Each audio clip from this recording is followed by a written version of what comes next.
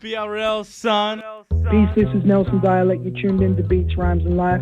This is ISB. You're listening to BRL. This is Optimus from the almighty Downside Crew. Yeah, this is Nick Lupi from One Day Spit Syndicate. What up, it's 360. You're listening to Beats, Rhymes and Life. Peace, family. This is El Fresh the Lion on Beats, Rhymes and Life. Stay tuned. This is where hip-hop lives. Ah, yeah, buddy. It is BRL, the podcast. Thanks to tune1.com.au, our official sponsor of the podcast. Check it out, by the way. A good bloody radio station. All kinds of beats, from reggae to EDM to bloody trance, and of course a whole shitload of hip-hop. tune1.com.au. Now, this is going to be a pretty quick intro this week because the interview is pretty quick, so I don't want to waste too much time here on this program. We had Rates on the radio show just the other day, so without any further ado, here is that conversation with Rates. It is BRL all across Australia on the Community Radio Network, and now joining us from the flood-affected areas of the mid-north coast. You don't have to give away your full location, but I'm very familiar with that part of the world and I have a bunch of friends there, so I hope you and yours are fine. But welcome to the show, Rates. Thanks, bro. Thanks for having me, man. Thanks for having me. Yeah, it's pretty wild here at the moment, bro. I'm if you know Port Macquarie, I'm like just a bit north of there. So yeah, it's pretty wild, man.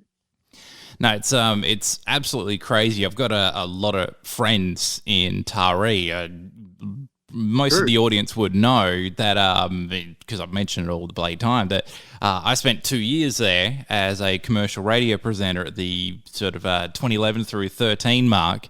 So yeah, got a whole bunch of friends in Taree, and this airs on 2Bob over there. So yeah, true, bro, true.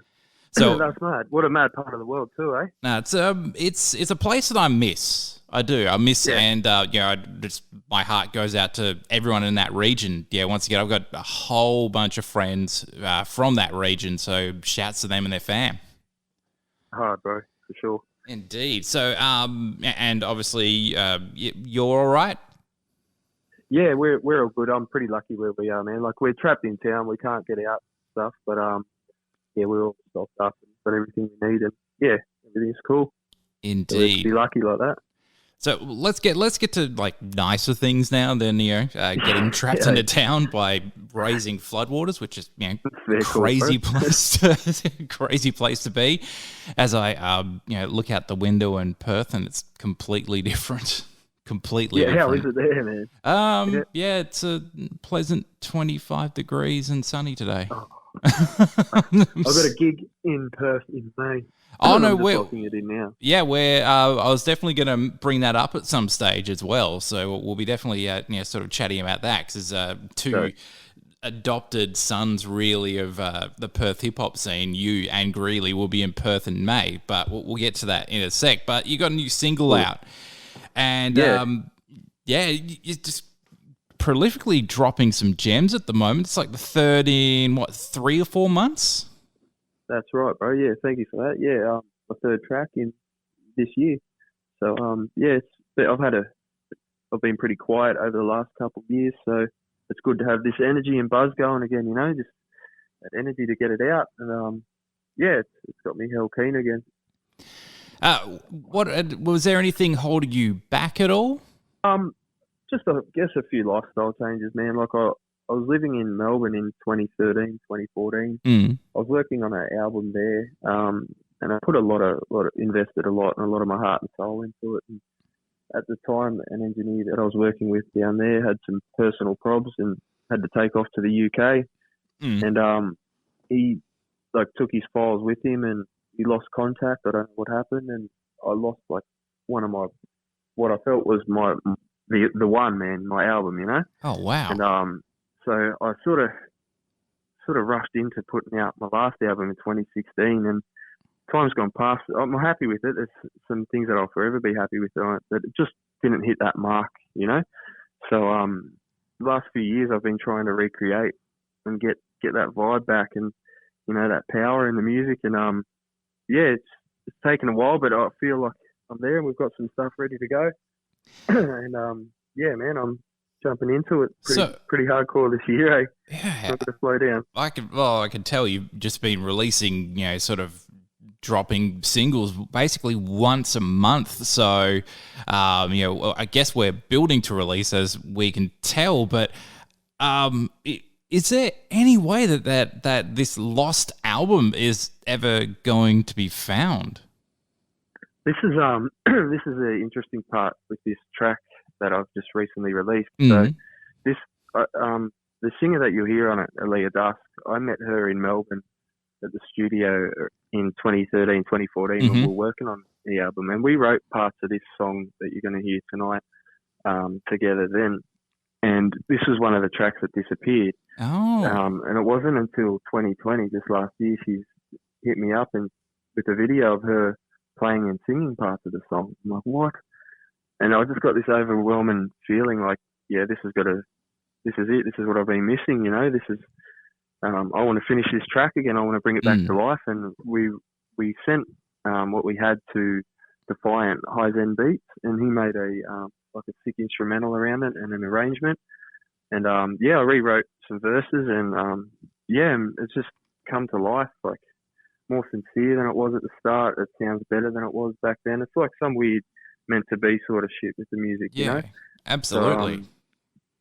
So, it feels like pretty wholesome to get it out there now, And I think that's super cool that that was just there. Like, you at least have like a video of her sort of singing the melody and the parts. You're like, oh sweet. Well, at least that's going to trigger some parts of the memory. That's very cool. Fully, man.